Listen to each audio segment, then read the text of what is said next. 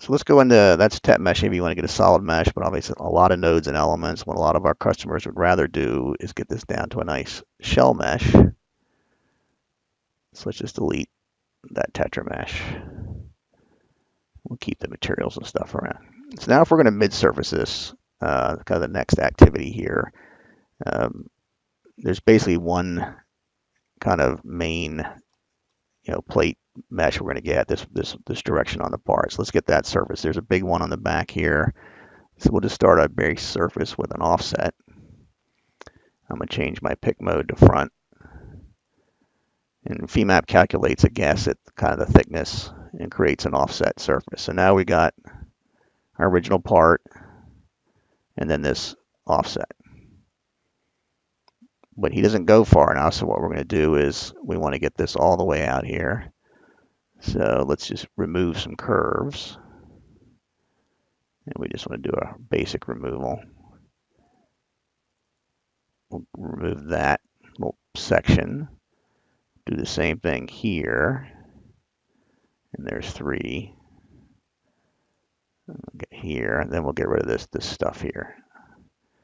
When there's a lot of curves, I'll go this pick tangent. This is new in version 12, so it's pretty handy to you pick one curve and it just adds in the rest of the tangent ones.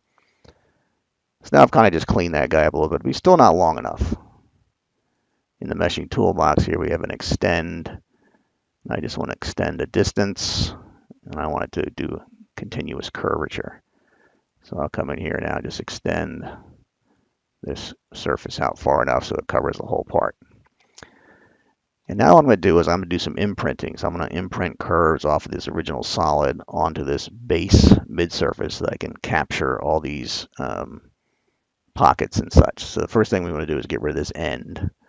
So we have this project curve, and there's a imprint, extend, and clean. This will basically make sure it gets to the ends.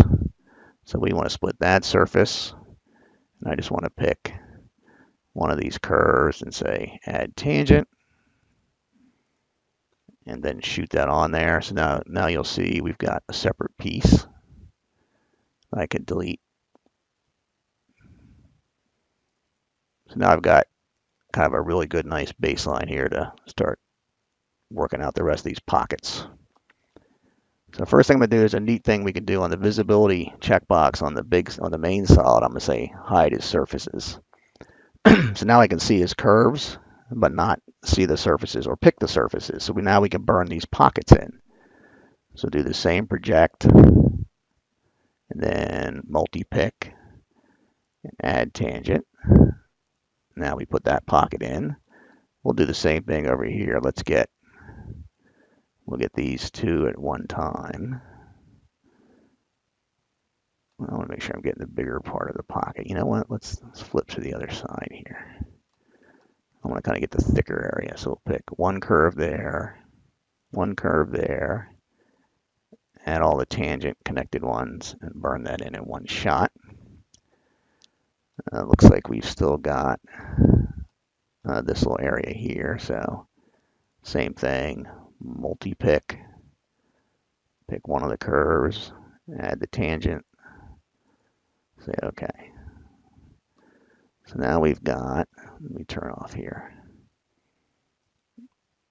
Let's see, make sure we got all our pieces. I think we got most everything. Now we got to get these kind of middle pockets in. Let's do that. So again, I'll right click and say hide the surfaces. Oh, looks like I missed. And let's do a project again. So we're going to single pick that surface. Now I'm going to pick just one of these curves on each side, and since that extend is on, it'll automatically extend them and create that whole region in one shot. Same thing, now I pick that region and just pick one curve, it'll go all the way through. And then here, let's get the thickened area here in. So at this point, I've kind of got my main layout here for my shell meshing. Now let's add the stiffeners. All right, we'll turn the original solid back on. Let's get these stiffeners in. Let's do a geometry surface offset. And again, make sure we're on front mode here. And just pick that surface. And again, FEMAP calculates the half thickness. Let's put the 3 of them in. Say OK.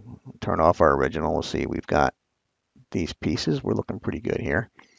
Now I found it's easier just to extend these through and then connect and then delete anything hanging off the end instead of trying to get it to go exactly to those faces. So let's go back into our extend and we'll just pick the end curves of these couple surfaces here.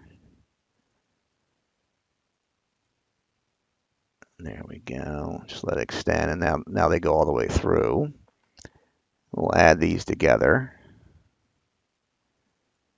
And I'm going to create a T-junction non-manifold solid. Now they're connected. Now we can come off on the bottom here and just delete these hanger overs there. So now we're actually looking pretty good here. Now we got kind of all our pockets in. Let's just take a quick look. This should be fairly representative of our part.